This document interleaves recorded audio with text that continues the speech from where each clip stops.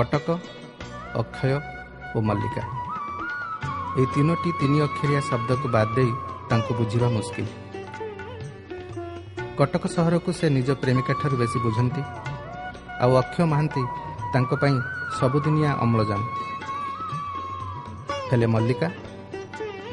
ମଲ୍ଲିକା ତ ତାଙ୍କ ମନମହାନଦୀର ବାଲିପଠାରେ ପାଦଚିହ୍ନ ରଖି ଉଭେଇ ଯାଇଥିବା ଗୋଟେ ଛାଇର ନାଁ। ଛାଇକୁ କ'ଣ କେବେ ନିଜଠୁ ଅଲଗା କରାଯାଇପାରେ?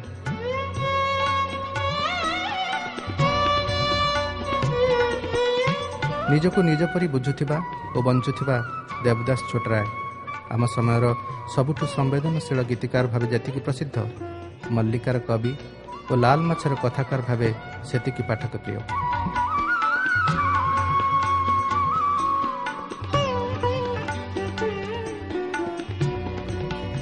ଓଡ଼ିଶାରେ ଏମିତି ରେଡ଼ିଓ ନାହିଁ ଯିଏ ଦେବଦାସଙ୍କୁ ବଜେଇ ନାହିଁ, ଏମିତି ପତ୍ରିକା ନାହିଁ ଯିଏ ଦେବଦାସଙ୍କଠୁ ଲେଖାଟେ ନ ପାଇ ହତାଶ ହେଇ ନାହିଁ, ଏମିତି ଶ୍ରୋତାଟେ ନାହିଁ ଯିଏ ପ୍ରେମିକାକୁ ଭୋଗି ହେଉଥିବା ବେଳେ ଗୁଣଗୁଣେଇ ନାହିଁ କୌଣସି ଦେବଦାସୀୟ ଧୁନ୍, ଏମିତି ପାଠକଟେ ନାହିଁ ଯିଏ ନିଜ ମନର ଝର୍କାର ରେଲିଂ ସେପାଖେ ପହଁରୁଥିବା ପବନ ଭିତରେ ଦେବଦାସଙ୍କ କବିତାର ଲାଇନ୍ ଛାଣିପାରି ନାହିଁ। ଏସବୁ ନାହିଁ ନାହିଁ ଯେଉଁ ବିନ୍ଦୁରେ ହଁରେ ପରିଣତ ହୁଏ, ସେଇଠି ଦେବଦାସ ଛୋଟରାୟ। କଟକର ଆଲମଚାନ୍ଦ ବଜାରରେ କୋଉ କାଳର ପୈତୃକ ଘରର ନାଁ ମଲ୍ଲିକା। ରାସ୍ତାରୁ 3-4ଟି ପାହାଚ ଉଠିଗଲେ ଘର କାନ୍ଥରେ ଏଡ଼େ ବଡ଼ ଅଜନ୍ତା ଘଣ୍ଟା, ଅଥଚ ସେ ଘଣ୍ଟା କେବେ ଦେବଦାସଙ୍କ ଅନ୍ୟମନସ୍କତାକୁ ନିୟନ୍ତ୍ରଣ କରିବାରେ ସଫଳ ହୋଇନାହିଁ। ବହି, ଗୀତ, ଲେଖାଲେଖି ଆଉ ନୀରବତା ଏସବୁର ଗୋଟେ ଫ୍ୟୁଜନ୍ ଭିତରେ ଫସିଯାନ୍ତି ଦେବଦାସ। ଝର୍କାର ରେଲିଂ ଦେଇ ଅତୀତ ଖାଇ ଗୋଡ଼ାଇଲା ବେଳେ ସେ ବର୍ତ୍ତମାନର ଅକ୍ଷରମାନଙ୍କ ଭିତରେ ଆତ୍ମଗୋପନ କରନ୍ତି।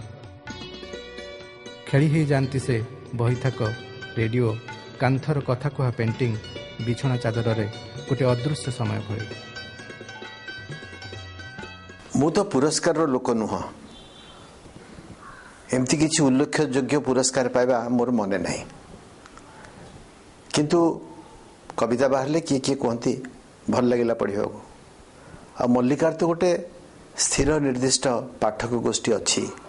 ଅନେକ ବର୍ଷ ଧରି ମୁଁ ମଲ୍ଲିକା ଲେଖୁଛି, ଯେମିତି ସୁନୀଲ ଗଙ୍ଗୋପାଧ୍ୟାୟଙ୍କ ନୀରା କବିତା ସିରିଜ। ମତେ ଆଜି ଯେତେବେଳେ ଶୁଣୁଛି ଯେ ସେ ଟାଇମ୍ ପାସ୍ର ସେଇ ପୁରସ୍କାର ପାଉଛି ଯେଉଁଟା ବେଷ୍ଟ ସେଲର ଆୱାର୍ଡ, ତାମାନେ ମୋର ଭାବିବା ଉଚିତ ଯେ ମଲ୍ଲିକାର ଆଦୃତି ଏପର୍ଯ୍ୟନ୍ତ ବରକରାର ରହିଛି। ନୀଳ ସରସ୍ୱତୀ, ଲାଲ ମାଛ, ରମାକୁ ମାରିବାର 5ଟି ଉପାୟ, ମଲ୍ଲିକା, ଏଇଭଳି ଚର୍ଚ୍ଚିତ ବହି ସବୁ ଏବେ ପାଲଟିବାରେ ଲାଗିଛି ମହୁଫେଣା। ସେ ଫେଣା ଚାରିପାଖେ ପାଗଳ ମହୁମାଛି ପରି ପାଠକ ପାଠିକାଙ୍କ ହାଉଯାଉ। ଦିନେ କେବେ ସେ ଥିଲେ ପ୍ରଖ୍ୟାତ ନାଟ୍ୟକାର ଗୋପାଳ ଛୋଟରାୟଙ୍କ ପୁଅ, ଆଉ ଏବେ ଗୋପାଳ ଛୋଟରାୟ ପାଲଟି ଯାଇଛନ୍ତି ଦେବଦାସ ଛୋଟରାୟଙ୍କ ବାପା।